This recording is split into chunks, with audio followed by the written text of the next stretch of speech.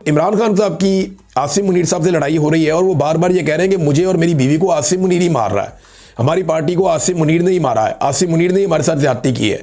तो फिर आसिम मुनीर के साथ जब आप अटेंड करेंगे कोई भी इवेंट्स या उनके साथ सोशलाइज होंगे तो इमरान खान साहब के कॉज को फिर नुकसान होगा।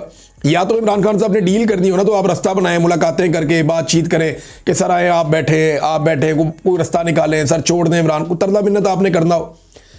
आपको याद है जब नून लीग का बुरा वक्त चल रहा था तो जनरल बाजवा ने इसी किस्म की एक मीटिंग के अंदर जब बुलाया तो ख्वाजा आसिफ पानी की बोतल लेकर वहां खड़े हो गए जनरल बाजवा के रास्ते में, और पीएमएलएन के लोगों ने जनरल बाजवा को घेर लिया था और मिन्नतें तरले कर करके जनरल बाजवा का दिल नरम करने की कोशिश करते रहे। तो अगर यही काम पीटीआई ने करना है तो फिर इमरान खान को जेल काटने की क्या जरूरत है और इतनी तकलीफ बर्दाश्त करने की क्या जरूरत है। दूसरी जो चीजें इमरान खान साहब ने कही कि पॉलिटिकल कमेटी खत्म कर रहा हूं, सलमान अकरम राजा के पास इख्तियार है कि वो एक नई मुख्तसर कमेटी बनाए जो सियासी हिकमत अमली वज़ा करे और उस पर अमल दरामद करवाए। शाहिद खट्टक को कौमी असम्बली में तहरीक इंसाफ का पार्लिमानी लीडर नामजद करता हूं। पाकिस्तान बार के इंतखाबात में तहरीक इंसाफ मुत्तहद होकर उन उम्मीदवारों की भरपूर हमायत करे जिन्हें सलमान अकरम राजा और हामिद खान नामजद करेंगे।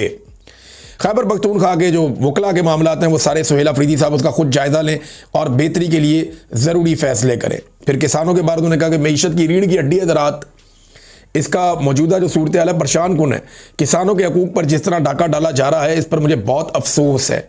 ये जनाब इमरान खान साहब के स्टेटमेंट के दोनों हिस्से हैं।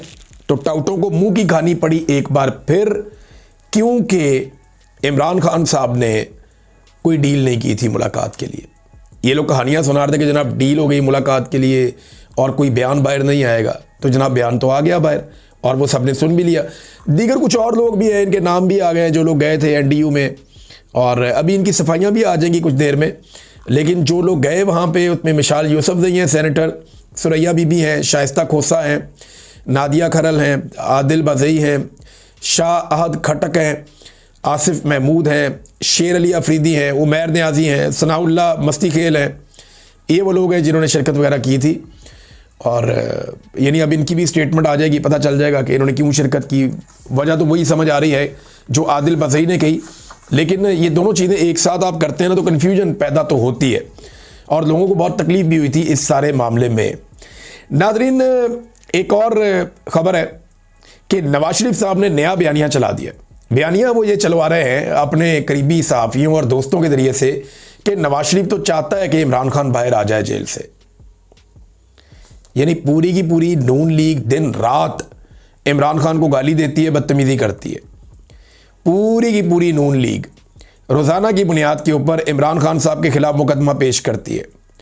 नून लीग रोज़ाना की बुनियाद के ऊपर इमरान खान साहब को सख्त से सख्त सज़ा देने और कभी भी जेल से बाहर ना निकालने का इंदिया देती है, जबकि नवाज शरीफ साहब अपने दरबारियों के ज़रिए से ये खबर बाहर निकलवा रहे हैं कि जनाब मैं तो चाहता हूँ कि इमरान खान आज़ाद हो जाए। ये लोग रोटी को चोची कहते हैं मियाँ साहब, लोग पागल हैं। अब आपने एक गलती कर दी, अच्छे खासे आप जूते पॉलिश कर रहे थे, आपने उड़ते हुए तीर के सामने आना पसंद फरमा लिया, तो अब आप जाने और तीर जाने। इमरान खान को आप बीच में क्यों लाते हैं?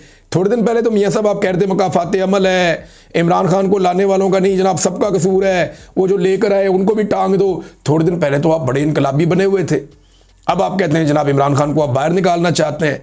मियाँ साहब खबर वही है जो आपके अंदरूनी सोर्सेज बताते हैं। आपके बहुत करीबी लोगों से हमें पता चला है कि आपकी ख्वाहिश एक ही है कि किसी तरह पाकिस्तान की मिलिट्री एस्टेब्लिशमेंट या आसिम मुनीर साहब आपको इमरान खान साहब से मुस्तकिल छुटकारा दिलवाएं। ख्वाहिश आपकी यही है। मियाँ साहब इमरान खान तो दूर की बात है, यास्मीन राशिद को आपने आज तक बाहर नहीं आने दिया। जब यास्मीन राशिद साहब को गिरफ्तार किया गया था तो चंद महीने के बाद उनको रिहाई मिल गई थी, लेकिन मियाँ साहब की ख्वाहिश के ऊपर यास्मीन राशिद साहबा को दोबारा गिरफ्तार किया गया क्योंकि वो हल्के में जाती और अपनी कंपेन खड़ी करती और नवाज शरीफ के लिए मुश्किल होता, वो नवाज शरीफ वहां से इलेक्शन लड़ता है। तो नवाज शरीफ साहब ने तो एक कैंसर ज़दा खातून को आज तक बाहर नहीं आने दिया कि वो बाहर आएगी और मेरे से मेरी जाली फार्म 47 के ऊपर जीती हुई सीट वापस छीन लेगी। तो इमरान खान तो बहुत दूर की बात है, आपने तो कैंसर की पेशेंट एक खातून जो 70 साल से जायद उनकी उम्र है, मियाँ साहब आपने तो उन्हें माफ़ नहीं किया, तो आप अपने दरबारियों के ज़रिए से ज़्यादा वो सक्के सवित्रे बनने की कोशिश ना करें। कौम को पता है जो आपने किया है। नादरीन, सुहेल अफरीदी की एक मुलाकात हुई अमेरिकी कौंसल जनरल से, उस पर एक स्टेटमेंट भी जारी हुआ है कौंसलेट पेशावर की जानिब से, और इसके अंदर कहते हैं जी बड़ी इंपॉर्टेंट डिस्कशन हुई है क्राइम के ऊपर, टेररिज्म के ऊपर और आपस में मिलकर काम करने के हवाले से। और कुछ खबरें आ रही हैं कि जनाब मादनियात के मामलात हैं या इंडस्ट्री के मामलात हैं या तामीराती या जो प्रोजेक्ट्स हैं उनके हवाले से कोई मामलात हैं, तो वो खैबर पख्तूनख्वा की हुकूमत वो करना चाहती है अमेरिका के साथ बातचीत करी, तो दिस इज़ गुड। अगर पाकिस्तान की फेडरल गवर्नमेंट डायरेक्टली डील करती है जाके अमेरिका के साथ तो ये बहुत अच्छा है। कोई भी सूबाई हुकूमत खुद डील करती है तो बहुत अच्छी बात है, लेकिन फौज को यह हक नहीं है कि वो जाए और जाकर सियासतदानों के या अवामी नुमाइंदे के हक को मारते हुए खुद से डीलें करती फिरे कि जनाब हम आपको मादनियात देंगे, हम आपको ये वाली चीज़ देंगे, हम आपको वो वाली सहूलत देंगे, दहशतगर्दी के खिलाफ हम ये। फौज का काम नहीं है भाई। अगर दहशतगर्दी के खिलाफ अमेरिका से कोई मदद चाहिए तो वहां ख्वाजा आसिफ जाएगा ना, बेशक जाली वजीर दिफा है लेकिन वही जाएगा, वही जाकर बात करेगा। ख्वाजा आसिफ को जाना होगा, वजीर दाखिला मिल सकता है, वजीर खारजा मिल सकता है, वजीर दिफा मिल सकता है, मेन दो लोग हैं वजीर दिफा और वजीर खारजा, वजीर आजम मिल सकता है, लेकिन ये आर्मी चीफ का मिलना, फील्ड मार्शल का, बाकी लोगों का, ये गैर ज़रूरी है।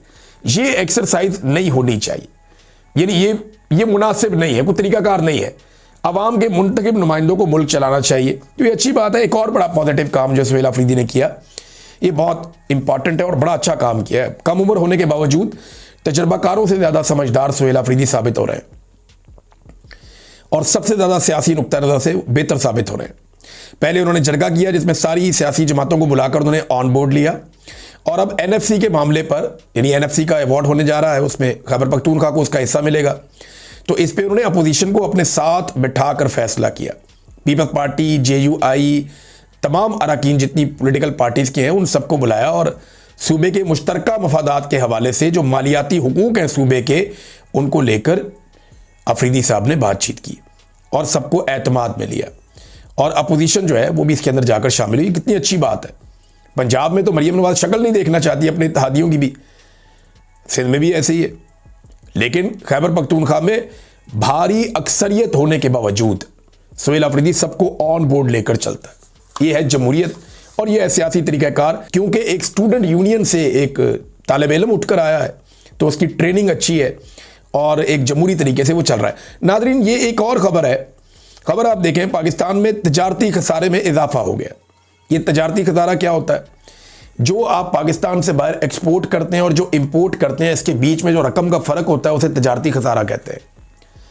यानी वो मुल्क हमेशा फ़ायदे में होता है जो ज़्यादा चीज़ें अपने मुल्क से बनाकर बाहर भेज रहा है और कम चीज़ें बाहर से उसके मुल्क में आ रही हैं, तो वो मुनाफे में जा रहा होता है, उसको तजारती फ़ायदा हो रहा होता है, मुनाफा हो रहा होता है।